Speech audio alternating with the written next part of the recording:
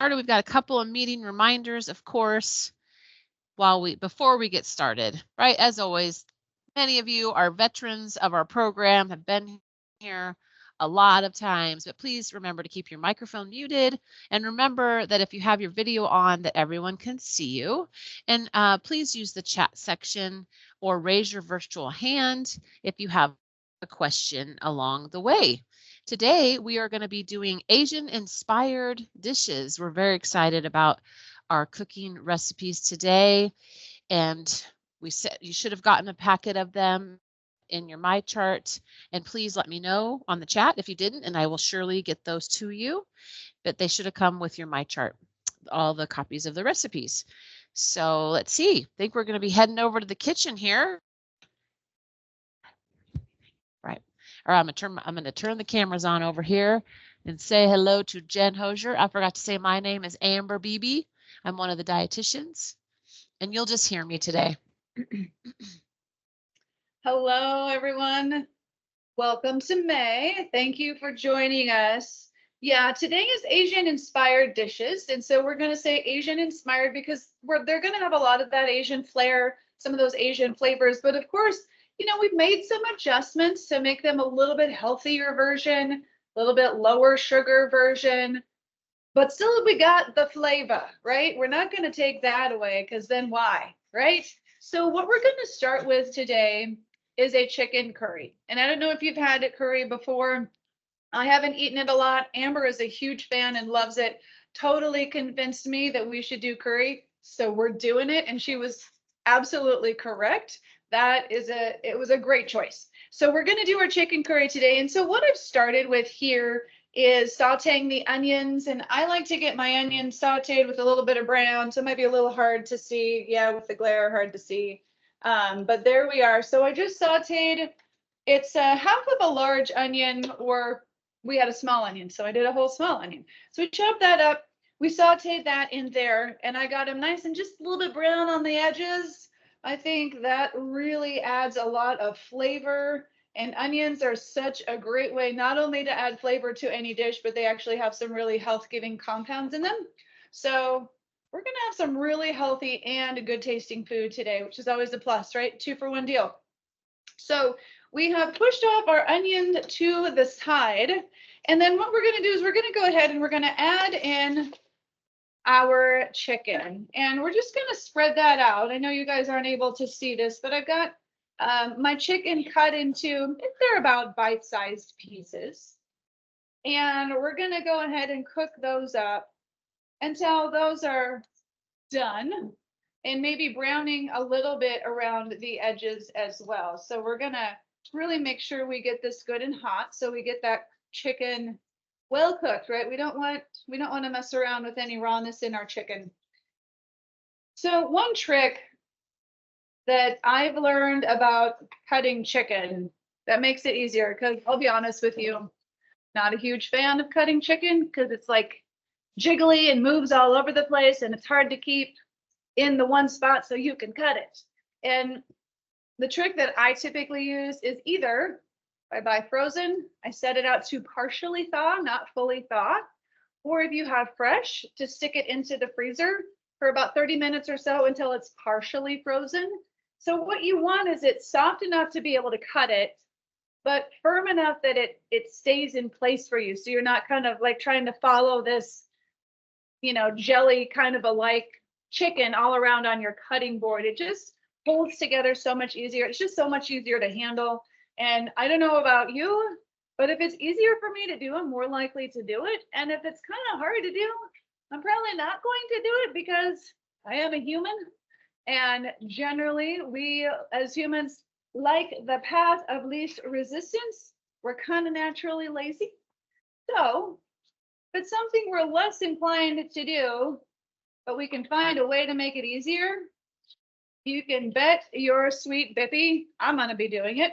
So that's my one little trick for chicken. You know, you can always buy it pre-cut too. If you want to buy cubed chicken and just toss it in there and then go ahead and follow along with the recipe, that would be totally fine. So, you know, you've got options. You could probably buy a rotisserie chicken, break that apart, toss that in. It won't be the same kind of pieces, but still work, still tastes good for sure. So you've got some different options there for you. So we've got our chicken going, trying to flip these over and get them well cooked on all sides. And then what we'll be doing next is putting together our sauce. And I think that you'll find that this is generally a very easy recipe. Once you have things measured out, once you have your onion and your chicken chopped up, you pretty much just toss it all into one pan. And then you let it go for 15 or 20 minutes. So you can put it on the stovetop, let it go do something else, prep something else for your dinner if you need to. Really, really kind of nice. I'm also a fan of if it can cook itself while I'm doing something else. That is also how I like to do it. So I don't like to babysit things too long, quite honestly. I got things to do, you know what I mean? Or maybe you just don't want to stand there. Maybe standing at the oven is hard for that long of a period of time. So if you can set it and forget it for 15 minutes or so, that gives you a chance to maybe go sit down, take a break off of the feet or the knees or the hips or the back, whatever it might be. And then you can get back up again, check it, and it's probably done. So it's not something that requires, the perfect timing. We just want to eventually let it sit and thicken. All right, my chicken's getting close. If you want it to cook kind of fast, you got to get it pretty hot. So I do have it up on high. So let's go ahead and let's start adding our other ingredients in. What we've got first here is our can of diced tomatoes. Took the top off that guy. There we go. Easy peasy. Garbage. You must have the coconut milk. Okay. So coconut milk, you can buy it in the can. I like to buy it in the cartons that are resealable, because then if you're not going to use the whole can, then you have a carton that you can put the lid back on and stick it in the fridge. It's just easier to keep. I actually put it in the freezer. And so we had it in the freezer from 2 weeks ago and then pulled it back out and let it thaw. And we're using it again this time. So if coconut milk is something that you want to have and use, but maybe you don't use it as often or consistently before it might go bad in the carton, you can freeze it. Looks great. Totally fine. Thawed it, shook it up, good to go. So we've got that in there. Of course, we got to have our garlic, right? So we've got a couple cloves of garlic here. You can add more if you want. If you really like it garlicky, you can add 3 or 4, totally fine. This is, your show, as they say. But we've got a couple in there. So is that right? Or do we have 4 in there? Oh, no, we have 4. So pretty garlicky, but not honestly over the top. I would do all 4 if I was you. And then we want to have our ginger. The ginger is going to be part of that Asian flavor. You're going to see that a lot today. And typically in quite a few dishes is that ginger. And ginger is really great. Not only does it taste good, very good for your digestion, and other things that I won't talk about in case Amber's going to. Don't want to steal her thunder. So we've got that going in there. And then we want to make sure that we have a little bit of chicken broth. So we've got that going in, just a little bit of flavor and a little bit of moisture is what we've got going on there. And then we got to have our other flavors. So curry, of course, right? 1.5 tablespoons of curry. We've got about a teaspoon of paprika. Got a little bit of salt. 1/2 teaspoon is going to be most likely enough for your palate. That's probably going to feel like plenty there for you. So basically, we're just going to stir this all together.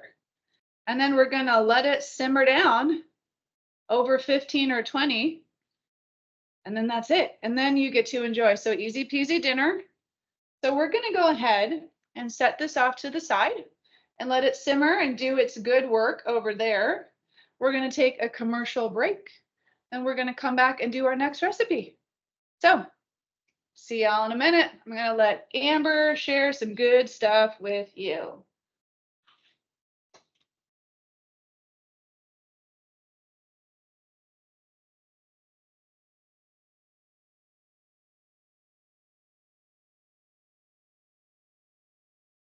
All right, everyone. For some reason, my PowerPoint is not coming up. I'm so sorry.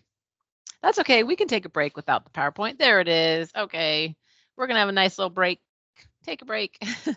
You know, every cooking class, some of you that have been here before, I love to talk about the health benefits of items that we're using in class. And since a lot of people don't use coconut milk a lot of times, I'm going to talk about that for just a little bit because I have trouble with dairy.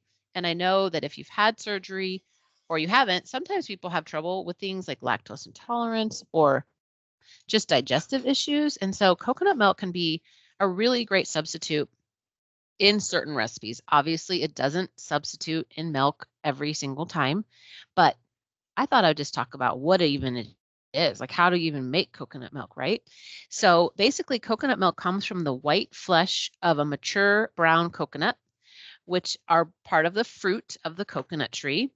And it is made by, they grate it in, they take that fruit and they finely grate it and they either boil it or simmer it in water. And then they strain it through cheesecloth to produce a thick coconut milk. And then if they do a thin one, a lot of times when you see it in a can, it's a combination of thick and thin.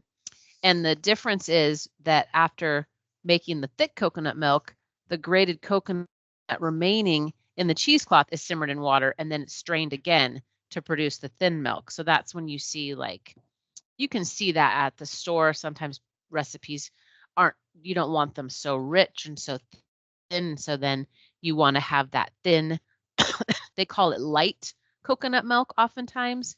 So anyway, that's just it. Basically soaking that flesh of the coconut and then straining it, much like you make an almond milk or a cashew milk or things like that. Man, my break is over. I think Jen's ready for me already to switch it on over to her. Okay, I'm going to leave the PowerPoint up for a second.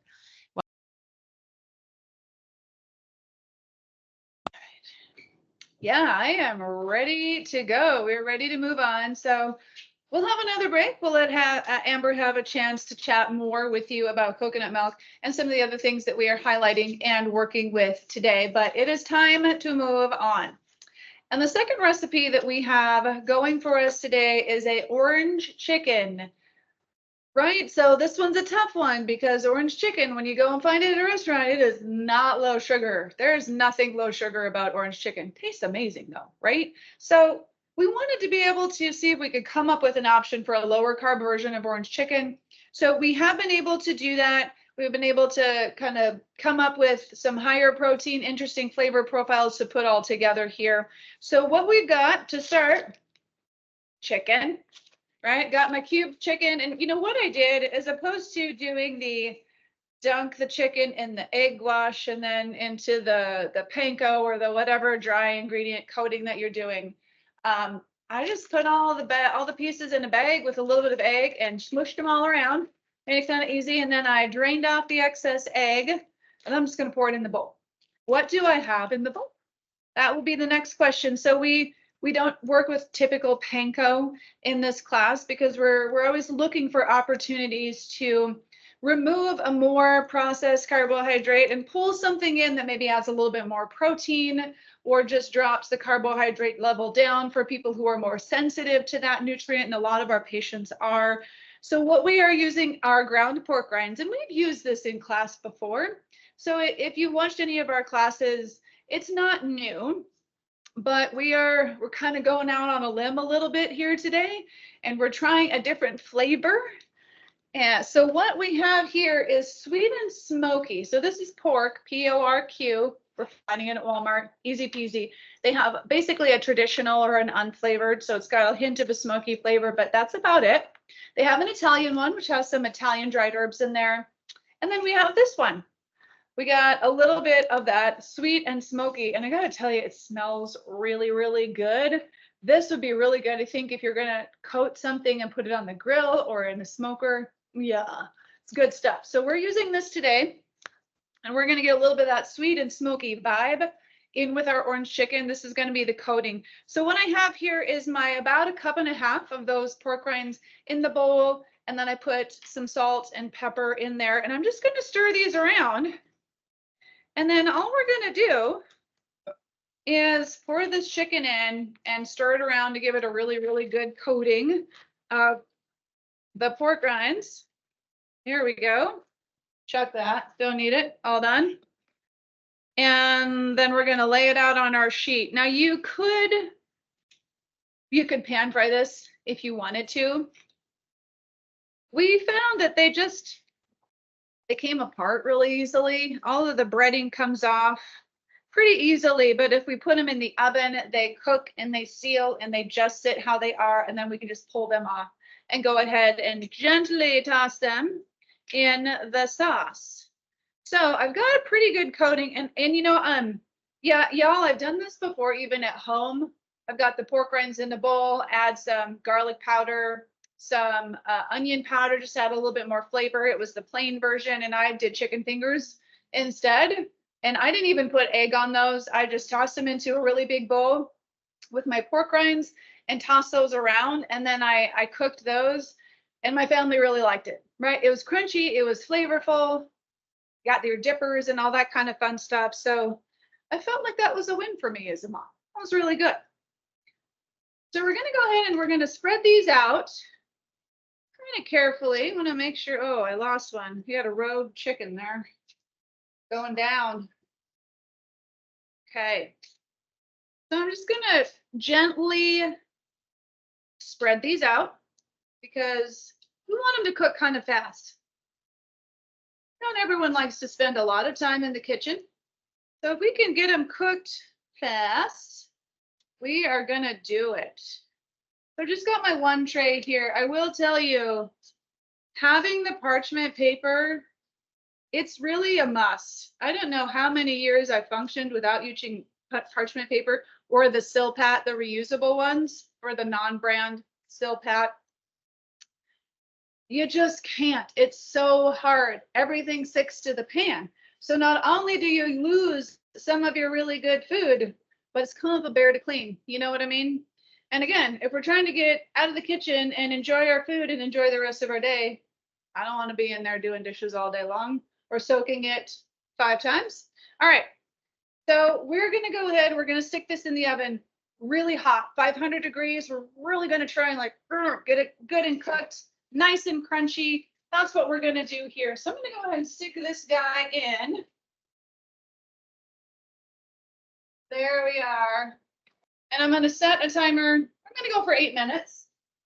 That should be good. Timer, 8, 0, 0. Go. All right. So we're going to let that do its good work in the oven. While that is happening, we have to make our sauce, right? So we need an orange sauce, and we need to have a bit of a sweetness to it, kind of a syrupy, kind of a texture to it. So that's what we're shooting for here. So we've got our different ingredients here that we're going to go ahead and put in, and we're using a real orange to get our flavor. So first, as always, we're going to start with some garlic, right? Got to have the garlic. So got a couple cloves of garlic in there. Yeah, there we are. And then of course, ginger. So this has the sesame oil. By the way, sesame oil is also another ingredient you're going to see used quite a bit in Asian cooking. Toasted sesame oil is really, really good. It really kind of has that the underlying flavor that a lot of times you'll taste in Asian food, whether or not you recognize it. So a very, very common flavor that we see. So we're putting some of that in here as well. And then we've got some ginger paste. So with ginger, raw ginger is great. If you like to buy the root and grate it and use that as your form of ginger, that's fantastic. We bought the ginger tube, so we've got the ginger paste. So you can just, just right in there. If you're really good at eyeballing a teaspoon or a tablespoon, you can probably just do that. But you can also do granules. We put that on the recipe for you. So if you needed to use dry ginger or just the ground ginger, you could do that too. Totally fine to do that. So we've got all this good stuff in here. We need a little bit of water just to give it a little bit of extra moisture because it is going to cook down. We're also going to add, of course, we got to have the soy sauce. And we've actually got coconut aminos in here. So for everyone who maybe can't handle soy, doesn't want to, has concerns about it, doesn't like soy sauce as much, you could try this. This is a little bit more of a sweeter profile, whereas the soy sauce and the tamari are more on the savory side. I am more of a tamari fan. It's got a really nice, deep, rich kind of a umami flavor to it. Soy sauce is great too. So use what you like. That's pretty much what we're going with there. All right, so we've got those things in there. We have to have our brown sugar. So we got a brown sugar substitute, Splenda, Swerve. You got some different brown sugar substitute options out there. There's a monk fruit that's got more of a golden or a deeper option. So we've got a third cup of our brown sugar substitute. Boom. There it goes. And then we have to have our orangey flavor. So what we have is the zest of one orange.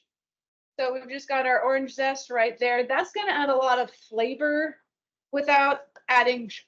So again, if we're trying to really get the flavor pop without as much of the sugar, that's what we're going for here. It really does not want to come out. There we go. And then orange juice. So just a couple tablespoons. Okay, so not a lot. I know we kind of get a little, don't use juice. And that's true. We don't want you drinking juice all the time. That's sugar. But we're using 2 tablespoons in an entire dish. It's really going to help infuse a good flavor. And if you're not going to have a good flavor, why eat it, right? So we're going to go ahead and we're going to toss that or pour that in. And then, of course, our rice vinegar. And that's another ingredient you're going to see pretty consistently. As far as vinegars go, rice vinegar pairs very well and is used very commonly in a lot of these Asian dishes. So we're going to stir that together. I'm going to get my guy going here. Just kind of incorporate this a little bit in the bowl before I pour it in. Got to break up my brown sugar. You know when you put the brown sugar and it all packs together and then you get the chunks and then you've got to break up the chunks, the clods, the clumps of the brown sugar. So that's what we got here. All right. Excuse me. So all we're doing with this guy is we're just going to let it ride for a little while, right? We got our chicken in the oven going for a few more minutes, 2-3 more minutes. We're going to let this simmer and thicken.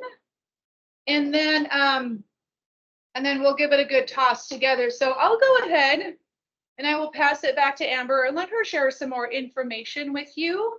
And then we'll come back and we'll kind of toss this and then we'll move on to the next recipe.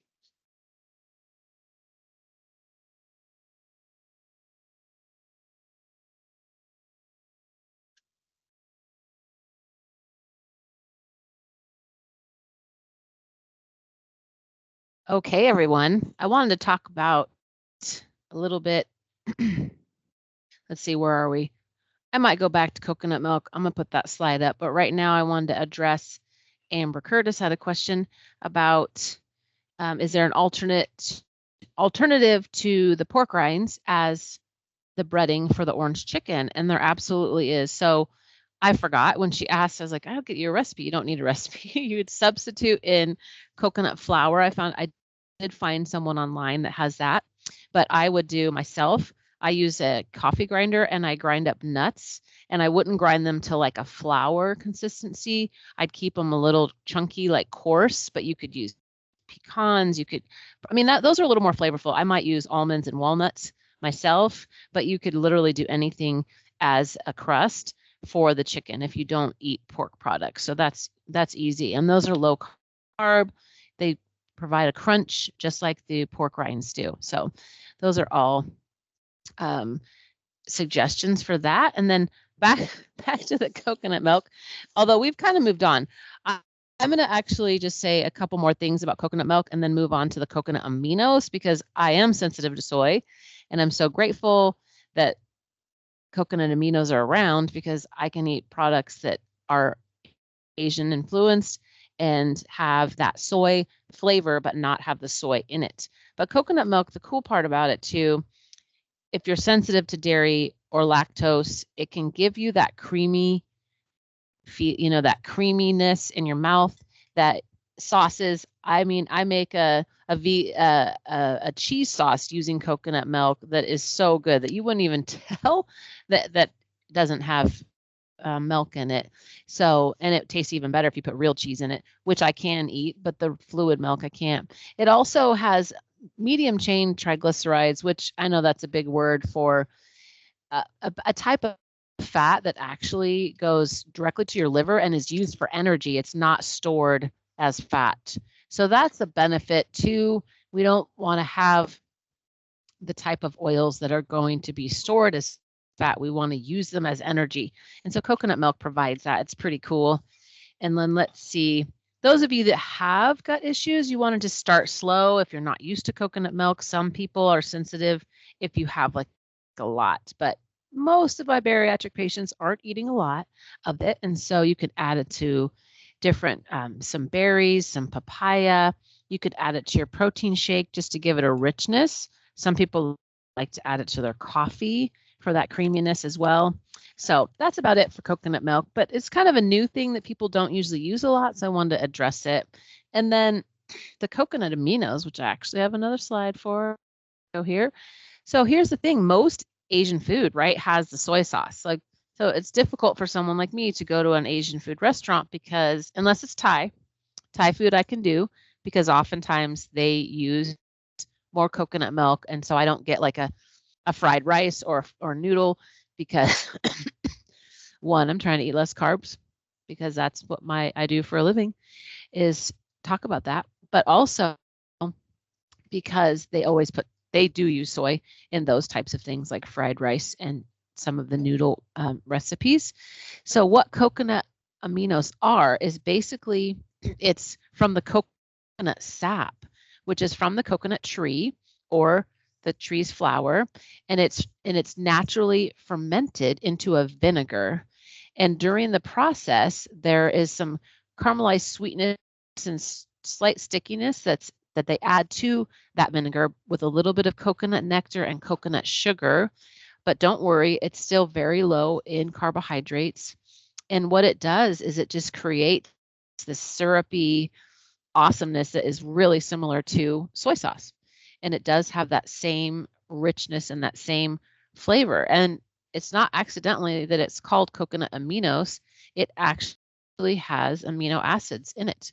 So it's even better for you, right, than soy sauce. It's more expensive, of course.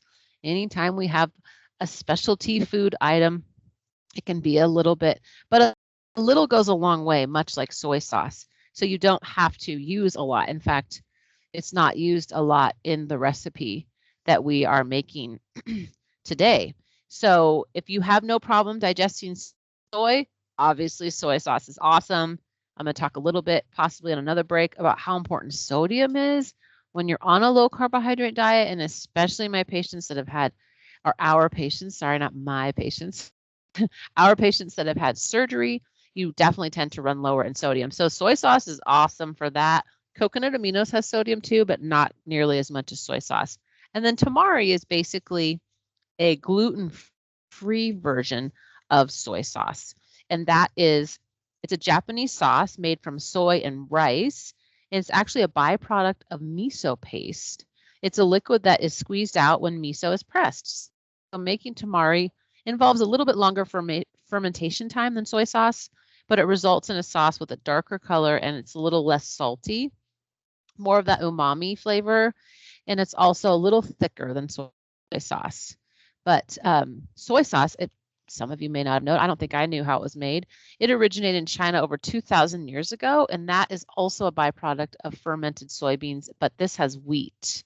And so the world of soy sauce is pretty, like there's a million varieties and different things, but two of the most common types that you'll find are the Chinese soy sauce and the Japanese shoyu. So anyway, a lot of times if you're trying to do gluten-free, you can sub tamari for the soy sauce. And then if you're like me and sensitive to soy, then you want to use the coconut aminos. Oh, it looks like we're headed back to the kitchen. Enough of my chatting. We're going back.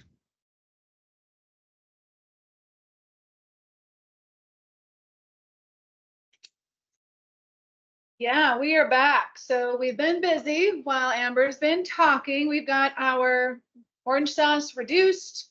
The chicken came out of the oven. 8 minutes was good. I gotta tell you, if you like sweet and smoky, you could leave this just as is. It is super good, right? So if you don't want to make orange chicken, you can just make sweet and smoky chicken.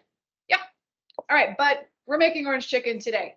So I've got our sauce, and I'm just going to somewhat delicately and gently, I'm gonna try and pour this over, and I want to try and spread it out as best I can because my goal is to try and keep that coating intact as much as possible. So that's what we did there. And we're just going to give it a nice gentle toss, nice and gentle, being very delicate with the chicken, and it's holding together really well.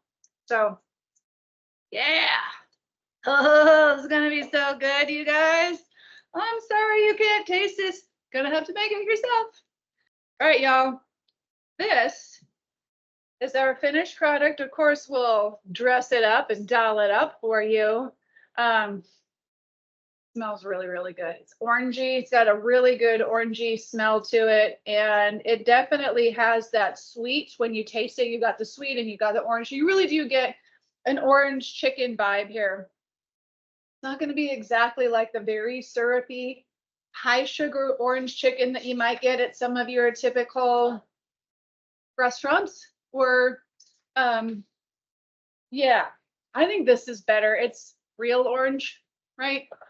So this is super good. One little trick that I had thought of, because you can buy orange chicken, you can even find low carb orange chicken frozen. And I tried one of those. This actually was way better. So I was really happy about that. But another shortcut that you could do if you wanted to make the sauce, but you kind of needed the shortcut with the chicken, there is a product or a company called Real Good Foods. They're out in a lot of stores these days. You can find a lot of different, they're higher protein, lower carbohydrate versions of different things like pizzas and pizza bowls and burritos and those kind of things. And they have chicken strips, which you can buy at Costco, a nice big bag of chicken strips. Again, very low in the carbohydrate, but a lot of good protein there. So if you're trying to focus in on the protein, it's a really helpful option for you. And I thought, man, you could just take those chicken strips and do some of the orange chicken sauce and just dress, 3 or 4 pieces of that. And you can still get some pretty quick orange chicken there. Just pop those in the oven and then make your sauce. Boom, you're good to go. So that would be one of my other shortcuts for you. We like those Real Good Food chicken strips in our household for a lot of different things. All right, so I think we're ready to move on here. I'm gonna hand this over. And we are moving on to the next. So let me do a pan switch here. So no Asian dinner meal would really be complete without some fried rice, right? We gotta have some fried rice. And we're not gonna use real rice, of course, but we can get some pretty good fried rice. So of course we've got our cauliflower. Guys, cauliflower is kind of meh. It's pretty blandish. If you're just gonna do straight up cauliflower rice or riced cauliflower and put it with that, I think it would be okay. It's not gonna be great. So as always, when you're trying to have a good, satisfying meal, layering your flavors really, really makes a huge difference. And this is something you can make and you can live on it for a few days, depending on what how many people are eating on it, I guess I should say. So what we've got here is we got our rice cauliflower. I bought frozen. We're just thawed it in the bowl, easy peasy, lemon squeezy. So what we're gonna do though is we're gonna start with our sesame oil. So we've got our oil in there. And we are going to, I'm gonna say flavor up our ginger. Oh, I need another one. I used all of my keys. There we go. We're going to flavor up our ginger and our garlic. So we're going to toss that in the pan, and we're going to, just for like a minute, I mean, not even a minute, it's going to get those good and hot, and you should smell it. You should smell that flavor coming out of there. And we're gonna let that heat soften and in a way kind of heighten the flavor, especially of the garlic. If you're kind of sensitive to garlic, cooked garlic, sauteing it for a minute, it's a really nice way to kind of bring the bite out of it. Raw garlic is actually really, really good for you. So if you can handle raw garlic in things, it's very, very helpful, but you still get health benefits if you're going to cook it. And that's what we're doing here. So we're going to get that nice, almost a little bit roasted kind of a garlicky vibe here. So after this, again, we're kind of dumping and going a little bit till we get to the egg, because you got to have the egg part, right? So we're going to go ahead and we're going to add in our cauliflower. So we got our rice cauliflower. And I've actually got some of the green onions in here. You can kind of see that. So some of them are white parts of the green onion. We're going to cook those in. And then we'll save our other green onions to go on top so it looks pretty. There we go. I'm just going to stir that up and try and get the garlic and the ginger incorporated in. A little bit there. There we are. And then, of course, we got to add our other flavors. So we've got our coconut aminos or soy sauce or tamari, whatever you like. We got our lime juice. Okay, we need a little zest in there. We need a little something. You need a little acid for sure to go into that. And then what else do we got? We got, did I pour it all in already? Soy sauce, lime juice. Yeah, we did. Okay, so we got all of those things and we're just trying to incorporate it, heat it. If there's moisture, you know, if you let your cauliflower sit out and thaw and there's some moisture in it, you know, you're kind of cooking off that moisture a little bit. But quite honestly, you don't need a whole lot of time here. We're just trying to get these nice and warm. And then we're gonna bring in the egg. I always wondered how they did this. I had no idea. I was like, how did you get all that egg in there? I guess you cook the egg and then you mix it in with the rice. But in this particular case, we're all going to do it in one pan because, again, why more dishes? Why? No, we're not doing that. Okay, so we're going to take our egg. We're going to pour it into one side of the pan where I created a space. And I just pushed all the cauliflower to the other side of the pan. So you can maybe kind of ish A little more. see that. Okay. And I'm going to put a little bit of oil because it's getting a little dry. If it gets a little dry, you might need to do that. That's okay. All right. So not too much. We're just going to, there we go. Yeah. All right. Egg. So you're pouring it in the empty side. And you don't have to start stirring right away. Just kind of give it a few seconds to start cooking underneath, and then we're going to agitate it. We're going to scramble our eggs, right? So we've got our 2 eggs in here, and we're going to scramble it up. We're going to break it up, and then you'll have that really nice fried rice look with the egg pieces throughout. And if you got a pretty decently hot pan, it's only going to take a minute or 2. It's going to be pretty fast. So our egg is getting really close. There we go. Yeah. I don't know how you guys like to cook your eggs. I'd be curious. So for scrambled eggs, because I think this is probably, this is one of those things where people get kind of particular about it. Okay, so are you one of those people who puts the egg in, let it sit, and then stirs it after it's all cooked? Or are you one of those people who stirs as you go? And how much, how cooked, right? Some people like bouncy eggs, and some of us like them just, right? Like we're just done, still a little liquidy to it. So I am curious because I think it's a very personal decision, right? Very, very particular about how we like our eggs and other things. We have some answers already. Yeah, stir as I go. Yeah. And well done. Okay. Well done, but stir as you go. I think that's a pretty good combination. I mean, you don't want the eggs undercooked. At least I didn't. My dad was weird. Like he still liked like a little runny, which I think is kind of gross in a scrambled egg. but to each their own. But I do just like it cooked. If it's getting a little overdone, I don't like the texture of I it. forgot the salt. Okay, so we've got all of that in there.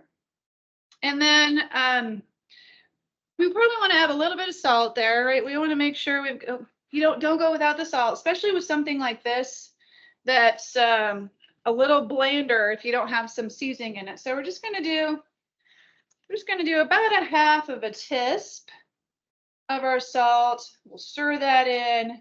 Yes, there's some saltiness in the soy sauce / tamari / coconut aminos, but in this case, not quite enough to really bring that flavor out.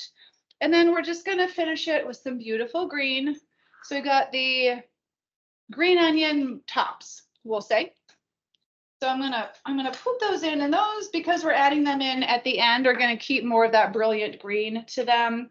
And it's gonna have a nice, just gonna have a really nice look, okay? You've got the white, you got the yellow, we've got the green, and then of course you can top it with your curry or your orange chicken, however you like it. So I think we got this. I think we're good. We are ready to move on. I'm gonna have Amber go ahead and chat at you some more. Oh yeah, don't forget the sriracha. Sriracha's like, or Amber's like, don't forget the sriracha. Okay, so first of all, if you're not a huge sriracha fan, I found a really tiny, cute little bottle at Walmart. So cool, right? Obviously there's huge bottles for those who like it. I would highly encourage you to use the sriracha. It doesn't make it spicy unless you really add a lot, which you can if you want to. But if you're looking to just add, again, that little bit of flavor, couple good squirts in there, you can test it. You can add a little more, or you can stop there. We're going to add a little bit in there because it really does make it taste better by adding a little bit to it. So I will not forget the sriracha, Amber. Thank you very much. And we will go to that commercial break, and we'll come back and we'll finish up with our last recipe. See you guys in a minute. Oh, I thought you were gonna show them. Woo. Oops. Not coming out. There we go.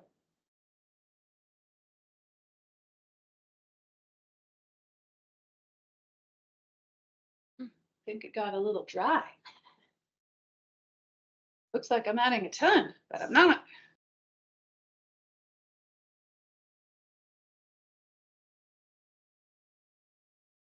Sorry, I started to talk and my mic wasn't on. All right. That fried rice is smelling yummy. Yes, and I forgot that when we talked about doing the cauliflower fried rice, when if you put soy sauce in it versus the coconut aminos, it is saltier. So that half a teaspoon of salt can be adjusted, right? Because if you use coconut aminos, it's not going to be as salty, and you'll need that salt to bring in all the flavors together. Speaking of salt, well, first of all, actually, we have 2 more healthy living classes left in May, and we have been talking about other aspects of, instead of eating healthier, right? We've already talked about stress management, and we've talked about the importance of sleep in weight loss. The next 2 weeks are movement. That's next Tuesday, May 21st, is movement and exercise. And it's more important than we all think, and we need to stop thinking that we have to go to the gym to do it. So that's going to be an important piece of wellness and health, is moving our bodies. And then May 28th, the last Tuesday of this month, is all about the importance of social connection and community in our journey to weight loss. And so those are the final 2. And even though you didn't come to the first 2, you can sign up at Bariatric Support at slhs.org, and we can get you in those last 2 classes. They're Tuesdays from 11:30 to 12 on Teams. And then in July, we're going to be talking about supplement trends. And a lot of people have questions about supplements. There's so much out there. So we'll be talking about iron and B12 and folate, vitamin D, magnesium and calcium and collagen and omega-3 fatty acids. So stay tuned to July. We're going to skip June. We do every other month. And of course, we don't. So we do July, Then we do September and then November, and definitely not December. December is a crazy month. So we have those every other month. As just an ad, to keep you involved, to keep you connected with our program. Some of you have been part of our program for years. Some of you are brand new, maybe even haven't had surgery yet. Some of you are just some of my patients I saw this week that went from, now they're in the regular after 6 weeks of surgery, and they're ready to start cooking and exploring some of these awesome recipes that we test. This is a privilege that we get to test every month. So I think we're ready. This probably is my favorite recipe today, what we're about to do. And I might not get to talk about sodium, but maybe on the next break, I'll get to do a little sodium plug. And it's a great one to do it on because we've got some sodium in this month's recipes. Okay, so I'm going to turn it on back to Jen for our last recipe here. Okay. All right. And we're back, right? The last one before we show you the smorgasbord of really awesome things that we made today. And we're going to end on the easiest one. We're smacking a salad, right? Easy peasy. But of course, it has to be an Asian salad. And it's kind of like an Asian slaw-ish kind of a thing we got going because we got our bowl of cabbage. And all you really need to do here, unless you really dig shredding your own cabbage, which is cool, we bought a bag, so 16 ounce or a 1 pound bag of already shredded cabbage with the green, and we've got the red cabbage and then some little pieces of carrot in here. So just a kind of a nice little mix that we've got there. And then we're going to add our flavor to the actual salad part of it. So we've got our red peppers, and we slice these kind of thin and then in half, so they're a little bit closer to bite-sized pieces. So that works a little bit better than just leaving them in big slices. Coarse green onion, flavor color, yes ma'am, we are doing that. Cilantro adds a ton of flavor. If you're one of those sad folk who unfortunately experiences cilantro like soap, my condolences. You can leave it out. No big deal. But if you like cilantro, congratulations, right?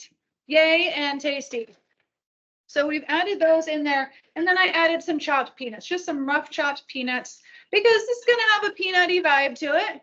We got a dressing that's going to add some peanut flavor. So I'm just going to toss these together a little bit just to kind of get them mixed up so they're already somewhat incorporated before I put the dressing on. Kind of makes it a little bit easier. So no reason really other than that. We're just trying to get it incorporated well. So I'm going to set that to the side here for a minute. Now let's make our dressing. Again, super easy. Just kind of mixing it all together is what we've got here. So of course, we've got our peanut butter, half a cup of peanut butter, natural. What does that mean? Because natural doesn't always mean much, but when it comes to peanut butter, typically it means that we don't have sugar added to it. We don't have a lot of other ingredients that keep it all stirred together, like your kind of standard Jif, Skippy kind of stuff.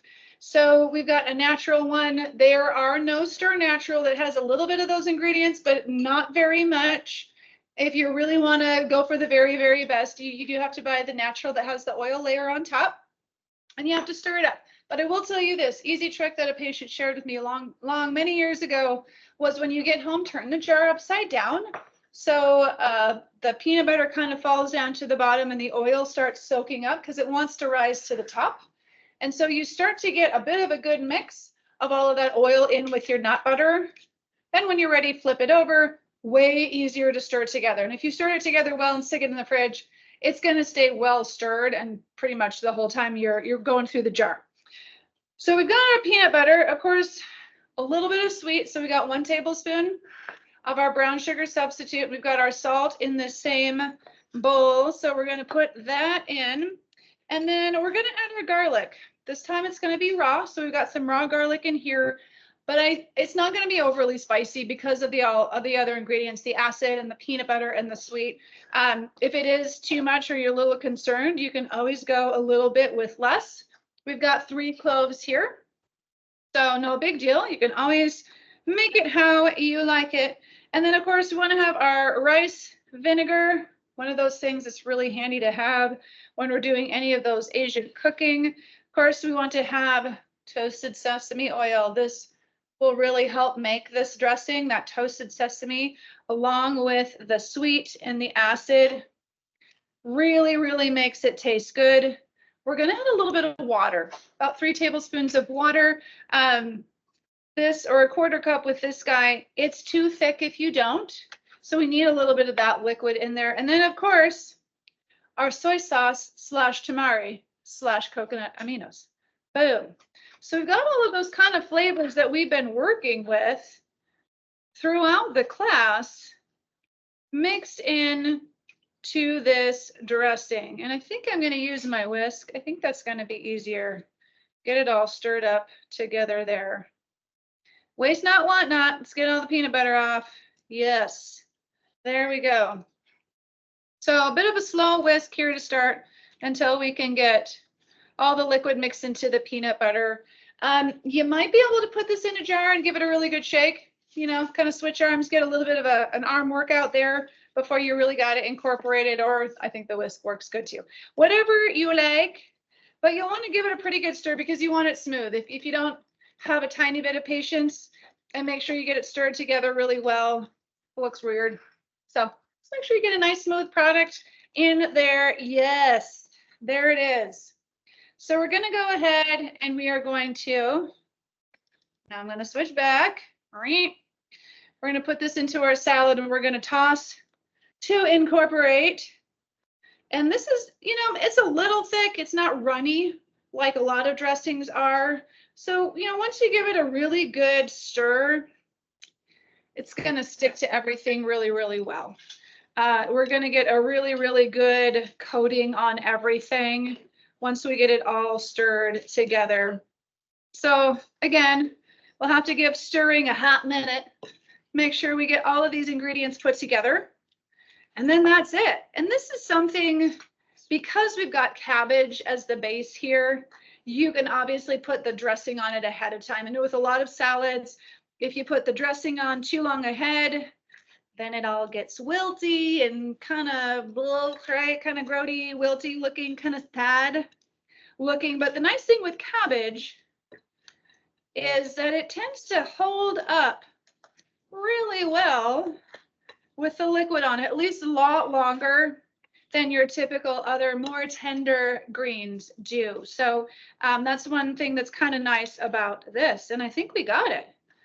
So I know it's going to be a little bit hard to see. We'll show you a little bit in a couple minutes, but I've got it all stirred in. It's just really nicely coated. You're going to get dressing in every bite for sure with this guy. And it's thick enough, it's not going to drain down to the bottom. So we're good to go. We're going to hand it back to Amber. We're going to show you all the good things that we did today. So I will see you back here in a minute.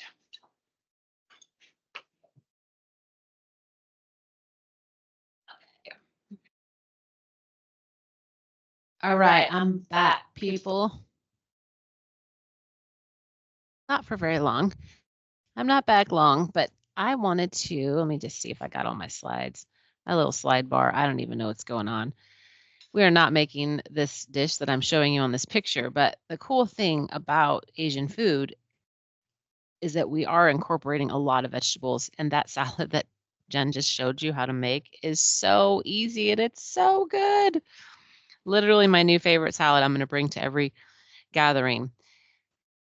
Let's see, before we move on and show you all these recipes and say our goodbyes, I'm going to tell you about our YouTube, where this is recorded and where we post them, usually 2 weeks after, although April is still not up. I'm sorry. And right now the playlist thing is broken. So YouTube does have them usually, but something's going on in our bariatric cooking playlist and other departments are not listed right now. So I'm going to just talk about sodium, I think, because since it's not even on there, we'll just skip that one. Okay, we'll go back to, let's see, we'll go back to our break here, our break slide, since that's what we're on. One thing that, if you've talked to me at all and you've been to any of our classes, I do kind of focus on the sodium.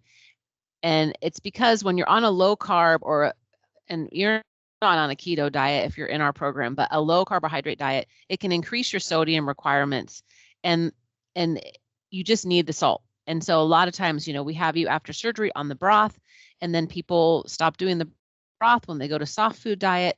And so what can happen is you can develop unpleasant symptoms like what people have called, more like flu-like. You can get headache, fatigue, weakness, and a lot of people just kind of ignore it. And honestly, when you start eating whole foods, which a lot of you are, and you stop eating processed foods, you're just not getting enough sodium. And so that's all I want to say. And today is a great sodium day. We got a lot of sodium in your food. And well, guess what? I'm done already. We're ready to check out the food. So I'm going to hand it back over to Jen.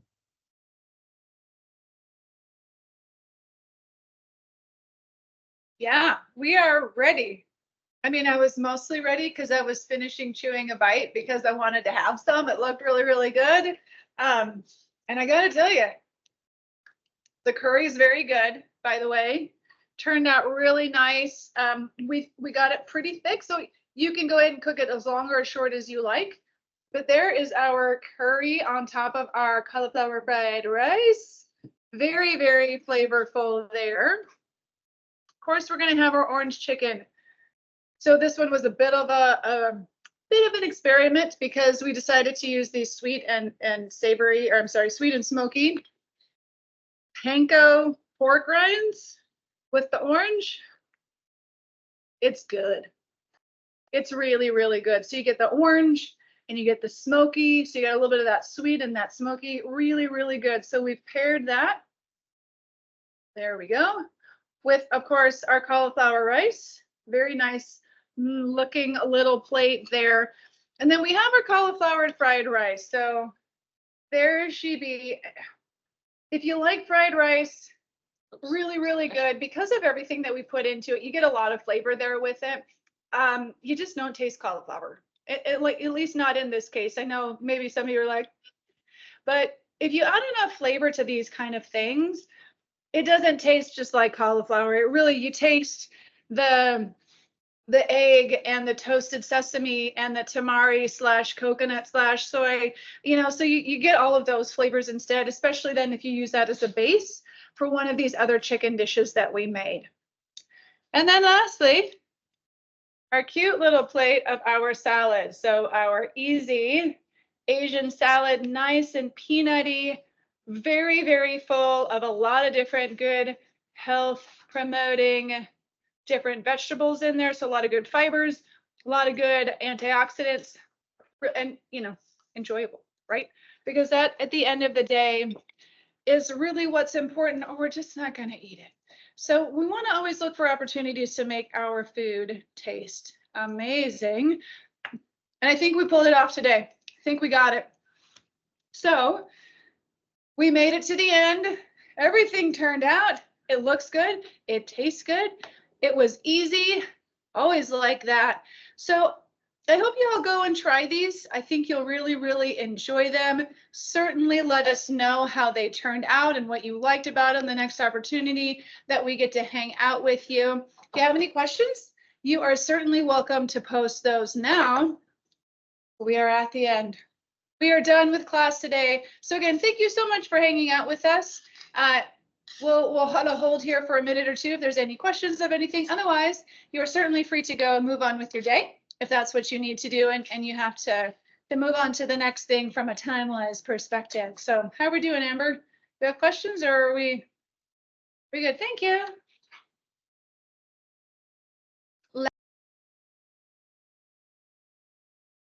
I turned off your sound. I'm sorry.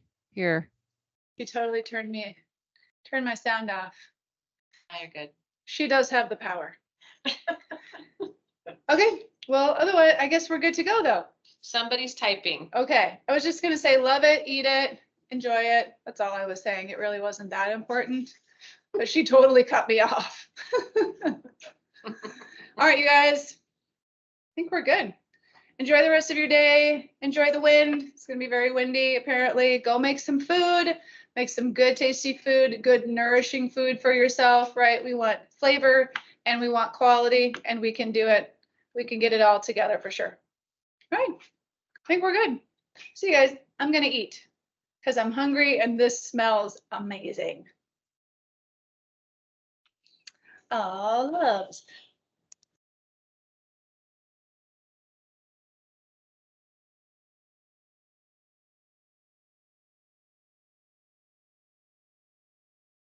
Everyone have a lovely day. Boy, we hit it right at 12. Thank you all so much for joining us today. Those of you that made it. Oh, there's only 6 left. A lot of people have left. That's good. That's okay. We were done. And if somehow you have, you just step away and you're like, wait, I wanted to ask, just send us a MyChart message or give us a call if you don't. We might not even be on your MyChart, so it might be hard to do that. But you can always send any questions to bariatric support at SLHS, that's the St. Luke's Health System.org email. You can go to our bariatrics page on St. Luke's website and find us there. So there's always a way to get a hold of us. I know someone didn't have the recipes, Crystal, and I got those to her on MyChart. So have a great day, everyone.